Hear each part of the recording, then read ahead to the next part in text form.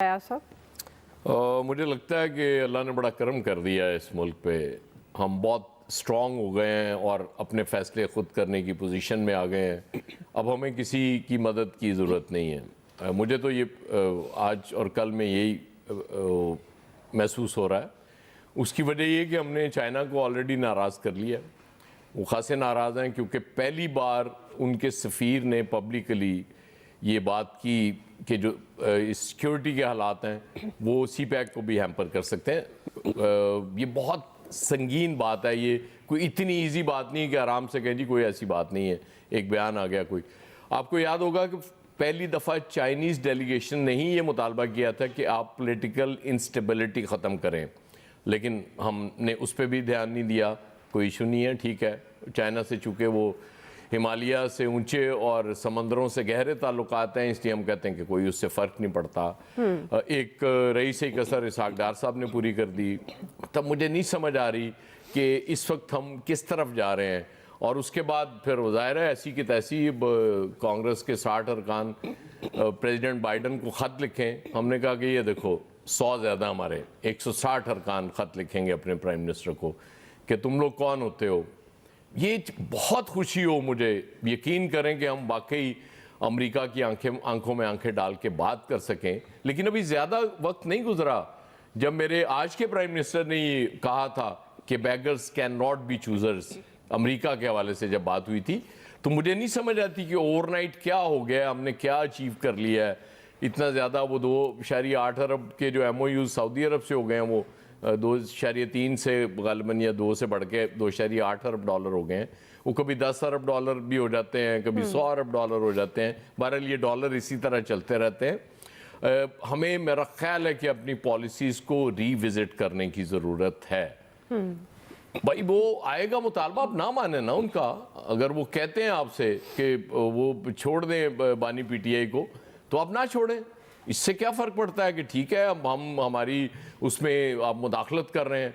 यही वो इमरान खान साहब ने कहा था कि जी अमेरिका ने मुदाखलत की, मेरी हुकूमत ख़त्म कर दी। आज आप यही गवर्नमेंट भी कर रही है कि वो 60 अरकान जो ख़त लिख रहे हैं, इसका मतलब है पाकिस्तान में मुदाखलत है। हम उसको बर्दाश्त नहीं कर सकते, इसलिए 160 अरकान ने ख़त लिख दिया ना। तो मेरा ख्याल है ये कोई मतलब आप नहीं समझ आ रही मुझे कि किस तरफ ले जाया जा रहा है इस मुल्क को। वो अमन ओमान की सूरत हाल वो KP की आपको आमिर बता चुके हैं कि वहाँ क्या हालात हैं, बलोचिस्तान के हमारे सामने हैं।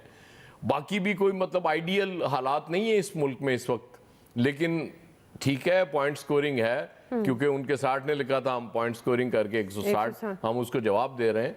मेरा ख्याल है ये कोई सीरियस एफर्ट्स नहीं है ये इस मुल्क के लिए। मुझे तो ठीक नहीं लग रही। बहरहाल हर बंदे का ज़ाहिर एक अपना उस पर पॉइंट ऑफ व्यू होता है। मेरा पॉइंट ऑफ व्यू ये है कि ये बचगाना हरकतें हम ना करें तो बेहतर है। चाइना से भी फौरी तौर पे जो मामलात हैं उनसे ठीक करने की कोशिश करनी चाहिए। हाँ, अमेरिका को छोड़ दें, अभी ज़ाहिर इलेक्शन उनके होने वाले हैं, लेकिन बिला वजह मेरा नहीं ख्याल कि कोई कहीं आपको लड़ाई मोल लेने की ज़रूरत है। हाँ, पहले अपने पाँव पे खड़ा हो जाए, फिर बिल्कुल सही है पूरी दुनिया की आंखों में आंखें डाल के बात करें ऐसी की तैसी किसी की। फिर हम सोवरन खुद को डिक्लेयर करते हुए अच्छे भी लगते हैं। उससे पहले ये एब्सोल्युटली नॉट जो है ना, मेरे ख्याल इसको थोड़ी देर के लिए आप साइड पे रख दें। जी फैसल साहब, देखिए बात यह है कि जिन अरकान असम्बली की अपनी हैसियत एक मशकूक है, वो आज तक यही साबित करते फिर रहे हैं कि हम फॉर्म 47 नहीं फॉर्म 45 वाले हैं। वो अब किसी को ख़त लिखेंगे तो दुनिया ने उसको क्या कबूल करना है। फिर आप जो बयानिया अमेरिका को बेचना चाह रहे हैं, क्या ये बयानिया आप पाकिस्तान में बेचने में कामयाब हो गए? तो फिर आप अमेरिका को भी ख़त लिखें। आपका बयानिया तो आपकी कौम नहीं ख़रीदने को तैयार है, तो आप क्या जो अमेरिका को राज़ी करेंगे? बस उन्होंने लिखा, उसके जवाब में आपने लिख दिया। अगर बराबरी का मुकाबला करना था तो ठीक है, उसमें आप जीत गए। आपकी ख़त को किसने अहमियत देना है? आप अपनी जो रेट है क्या पाकिस्तान में इम्पोज कर लेते हैं? क्या आपका जो फॉर्म 47 का दाग है आप उसको धोने में जो है वो कामयाब हो गए? पहले ये काम कर लेते तो ज़्यादा बेहतर था। ख़त लिखना तो नहीं लिखना, इससे क्या आपको फ़र्क पड़ता? आपकी प्रायोरिटी में अब ये चीज़ें रह गई हैं तो ठीक है। लेकिन जो आमिर साहब बात कह रहे हैं ना, ये बहुत जो है ना अहम बात है। इसको समझने की ज़रूरत है कि ये जिस तरह मामला चल रहे हैं, क्या मजाक बना रहे हैं? 10 अरब की बोरी आपने लगा दी और जैसे आमिर साहब बता रहे हैं कि सिर्फ ये कहने को कि भाई अब तो नहीं बिका, अब तो इस बोली पे नहीं दे सकते, تو یہ کام کسی صحیح ادارے سے کروا لیتے نا آپ. اس کے لیے بھی آپ نے جس ادارے کو چنا ہے اس کی جو ریپوٹیشن ہے وہ اللہ معاف کرے سب کے علم میں ہی ہے, آپ لوگوں کے علم میں زیادہ بہتر ہوگی جو اس بلڈر کی اپنی ریپوٹیشن ہے. بہرحال جو بھی ہے, اب 10 ارب میں اگر پی آئی اے جا رہی ہے تو وہ والی بات تو ٹھیک ہے کہ جو پی آئی اے کے حالات ہیں اپنی جیب سے جا رہا تھا, فری میں دے دیں, فری میں دے دیں, بالکل دے دیں, لیکن کسی پراپر ادارے کو تو دے دیں نا, کسی پروفیشنل ادارے کو تو آپ فری میں دے دیں, فری میں دے دیں. اسٹیل مل بھی وہ افتخار چودھری صاحب نہیں ہوتے تو اسٹیل مل جو ہم نے اس کے خربوں روپے بھوکی ننگی قوم نے بھرے اس سے بھی آتے, لیکن افتخار چودھری کی وجہ سے وہ بھی پیسے جو آپ کے نہیں آئے. ابھی پی آئی اے کو دے دیں, اچھا ہے, جان چھٹ جائے گی, لیکن کسی پراپر ادارے کو تو دے دیں.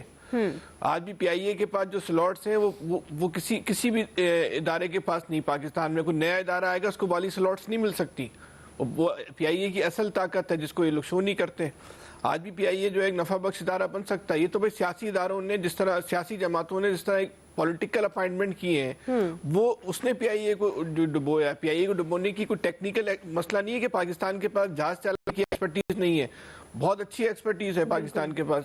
آج پاکستان کا پائلٹ ریٹائرڈ ہوتا ہے تو اس کو دنیا کی بڑی سے بڑی ایئر لائن جو ہے وہ ہاتھوں ہاتھ کئی گنا زیادہ تنخواہ پہ لے لیتی ہے.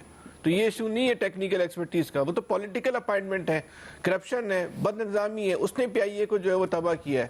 اچھا وہ ہم ختم کرنے کی ہماری استعداد نہیں ہے, اس لیے ہم بولتے ہیں کہ اس کو جو ہے وہ بیچ دو, تو چلے بیچ دیں.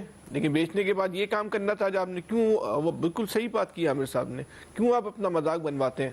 آپ کو شوق ہے کہ لوگ آپ کا مذاق اڑائیں, آپ کا مذاق نہیں. آپ ایک گورنمنٹ ہے, گورنمنٹ کے ساتھ کوئی سنجیدگی ہوتی ہے. اب اسحاق ڈار والی مثال دیکھ لیں, کہہ رہے ہیں کہ چین نے اس بات سے پاکستان کو اسنا دیا ہوا ہے کہ پوری دنیا میں مرے تو ٹھیک, کوئی مسئلہ ہے, لیکن پاکستان میں چینی مر جائیں تو چینیوں کو اس سے کوئی فرق نہیں پڑتا, وہ ان کو کوئی فرق ہی نہیں پڑتا. سفیر نے بولا بھائی کیا باتیں کر رہے ہو یار, کس طرح کی گفتگو کر رہے ہو. وزیر خارجہ کی موجودگی میں سفیر نے کہہ دیا.